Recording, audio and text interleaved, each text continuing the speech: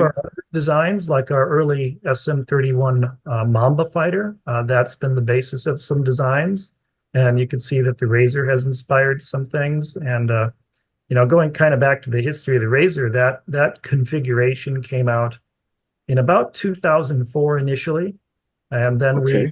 we resuscitated it or revived it back in 2010 for the Air Force Next Gen TAC Air requirement, along with about 20 other designs, and uh, Right. and then it was solidified as kind of the design of choice in 2012, and it's been going through different iterations ever since. And so it's we're on our final iteration now, which is a little bit of a different shape than depicted in all of our presentation material, but Okay. it's really along those lines. And so that, I think, has inspired some different designs seen in Star Wars over the last 15 years.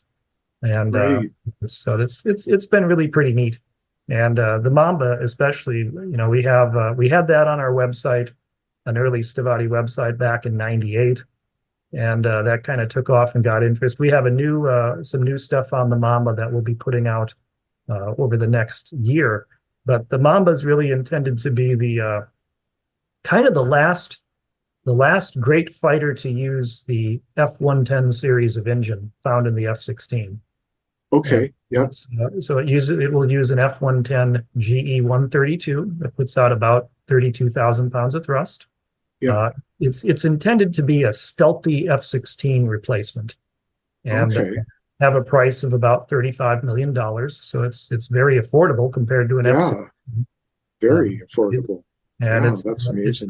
it's a cool looking little vehicle. And then we'll have a version of it that will go to very high altitudes, and that's the basis of our official space fighter project. So that's kind of cool.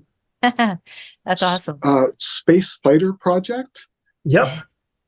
Wow. That sounds amazing, doesn't it? Yes. So So we have two big space initiatives. One we call the Space Fighter, and the other is our space transport. And the space transport is really, I think I might have told you this before. It's viewed as a C-130 for space, Yeah. and it'll carry kind of a standard Sealand container. So that's one of our big initiatives. And then the Space Fighter is really like your X-wing fighter or your Colonial Viper or whatever you want to call it. It's sort of along those lines, and so that's something cool that we're working on too.